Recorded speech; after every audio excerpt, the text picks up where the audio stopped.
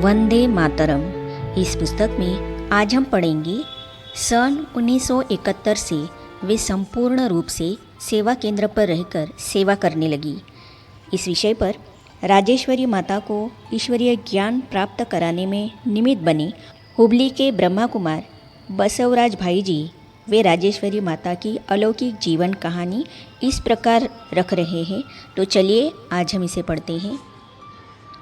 राजेश्वरी बहन एक अच्छी पुरुषार्थी थी। रोज़ अमृत वेले 2:30 बजे उठना, योग करना, प्यार से जिज्ञासुओं को ज्ञान समझाना, सेंटर साफ सुथरा रखना, ये उनकी खूबियाँ थी। उनका पुरुषार्थ देखकर मुझे लगा कि वे ईश्वरीय ज्ञान में पक्की निश्चय बुद्धि है, आगे बढ़ सकती है। सन 1969 के अंत में हमने हुबली में चित्र प्रदर्शनी की। तब राजेश्वरी बहन एक माता और 2 भाइयों के साथ हुबली आई। हुबली में बहुत अच्छी सेवा होने लगी। वहाँ सेवा केंद्र भी खुल गया। सन 1970 में मैं भी ट्रांसफ़र लेकर हुबली आ गया। हुबली सेंटर खोलने के बाद राजेश्वरी बहन पूर्ण रूप से ईश्वरीय सेवा में समर्पित होकर सेंटर पर रहने लगी। 1 साल के बाद उनको फिर रायचूर सेवा केंद्र पर भेजा गया।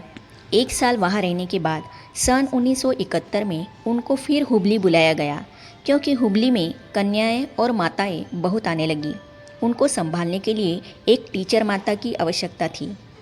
सन 1971 से लेकर सन 1978 तक वे हुबली में ही रही।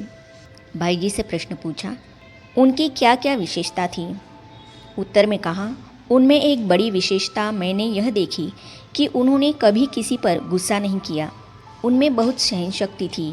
वे सबके साथ स्नेह और शांति से व्यवहार करती थी। विद्यार्थियों से सेवा कराती थी। उनमें मातृत्व का गुण चरम स्तर पर था। उन्होंने खुले दिल से निस्वार्थ स्नेह से ब्राह्मणों की पालना की। वे बहुत अच्छी कवयित्री भी थी। उनका साहित्य बहुत उत्कृष्ट स्तर का था। उन्होंने ज्ञान में आने के बाद बहुत अच्छी अच्छी कविताएं लिखी। रोज़ नए नए ज्ञान के गीत लिखकर क्लास में गाया करती थी। उनमें से एक गीत के छोटे अंश का हिंदी अनुवाद इस प्रकार है। यह अविनाशी संबंध है, तेरे आगमन से आनंद है। तू ज्योति का बिंदु है, तू दिनों का बंधु है। यह अति नज़दीक का संबंध है। तू अणुरूप गुण सागर, तू सत्यम शिवम सुंदर। तू पाप हर, तू ताप हर, तू सर्व आत्माओं का पितृवर। यह बाप बच्चों का संबंध है। भाई जी से प्रश्न पूछा, वे किस विशेष सेवा में प्रवीण थी? उत्तर में कहा, योग सिखाने में और अलौकिक पालना देने में, दूसरों को शिव बाबा का परिचय देने में और बाबा के बच्चों को यज्ञ प्रसाद खिलाने में उनको खास खुशी होती थी।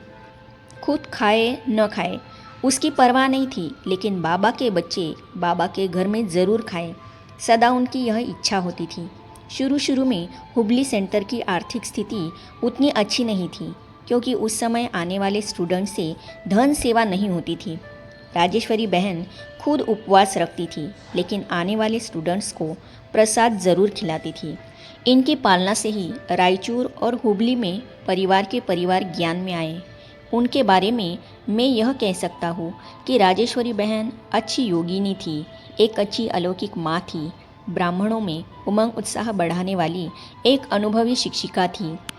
उनको अस्थमा की बीमारी थी, फिर भी सब तरह की सेवा मनसा वाचा कर्मणा करती थी। उनमें त्याग की भावना बहुत थी। सबके प्रति प्रेम और दया भरा हृदय था। हर किसी को ज्ञानी योगी सेवाधारी बनाने की प्रगाढ़ शुभ भावना थी।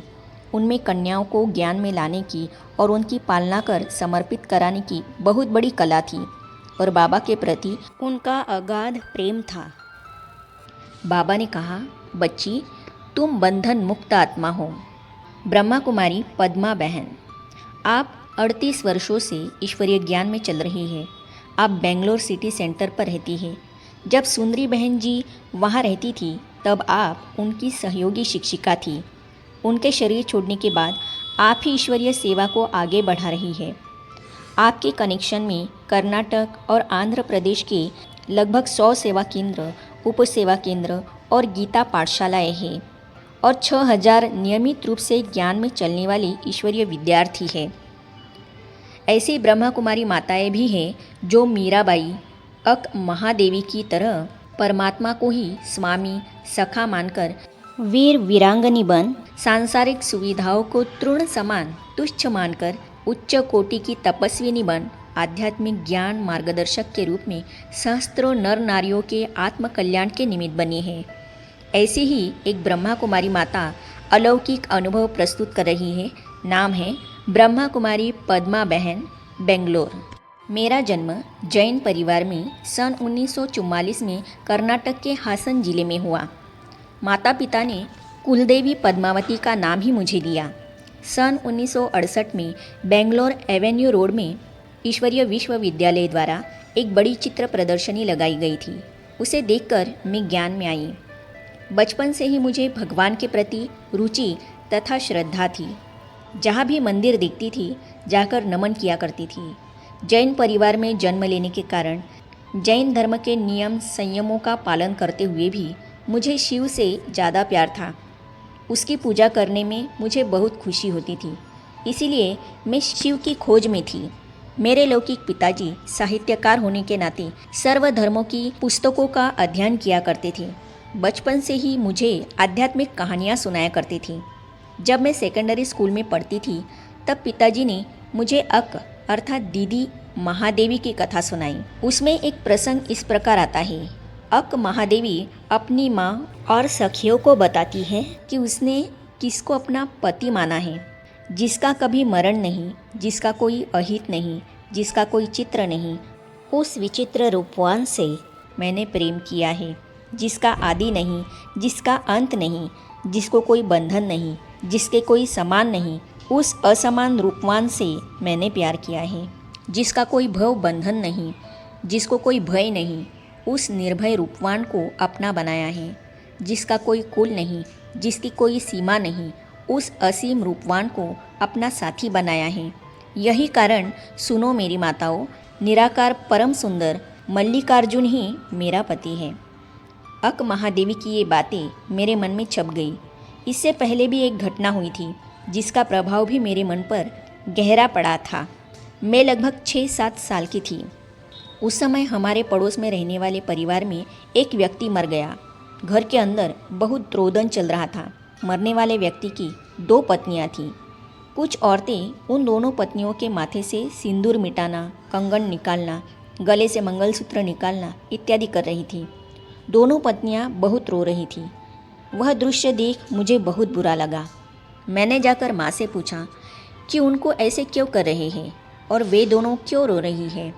माताजी ने कहा कि उन दोनों का पति मर गया है, इसीलिए उनको विधवा बना रहे हैं। मेरे मन में आया कि पति मर गया तो औरतों को इस तरह करते हैं, तो मुझे तो शादी नहीं करनी चाहिए। वैराग का यह बीज बचपन में ही मेरे मन में पड़ गया और जब अक महादेवी का भजन सुना तो मन में ठान लिया कि अगर शादी करनी है तो ऐसे पति से ही करनी है जो कभी मरता नहीं है, जो कभी रुलाता नहीं है। मल्लिकार्जुन शिव परमात्मा का एक नाम है, जिसका मंदिर श्री शैल सुक्षेत्र में है। यह शिव संत अक्क महादेवी का इष्ट देव है। उस मंदिर को 12 ज्योतिर्लिंगों में एक माना जाता है। अक महादेवी 12वीं शताब्दी की एक महान शिव संत थी। कर्नाटक में वीरशैव नाम का शैव पंथ है। उस पंथ से संबंधित यह भक्तिन परमात्मा शिव को निराकार मानती थी और उसी को ही अपना पति मानकर संसारी जीवन को त्याग कर और तपस्या करने श्री शैल पर्वत पर चली गई। यह भी एक राजा की पत्नी थी। ईश्वर की प्राप्ति के लिए ही उसने सब कुछ त्यागा। आगे हम पढ़ेंगे। पहले ही मुझे सांसारिक जीवन में आसक्ति नहीं थी, तो इन अनुभवों को हम पढ़ेंगे अगली कड़ी में। तो ये जानने और पढ़ने के लिए इस चैनल को सब्सक्राइब करने के साथ ही साइड में जो बेल आइकॉन है उसे भी क्लिक कीजिए, ताकि आने वाली सभी वीडियो और अब तक की सारी वीडियो आप तक पहुंचती रहेगी। ओम शांति।